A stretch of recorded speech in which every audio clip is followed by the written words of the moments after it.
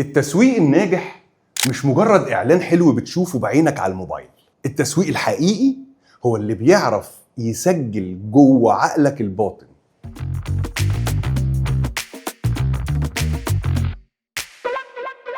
عمرك سألت نفسك ليه أول ما بتعدي من جنب أي فرع لفروع ماكدونالدز بطنك كده بتقعد تصوت من الجوع حتى لو أنت لسه واكل؟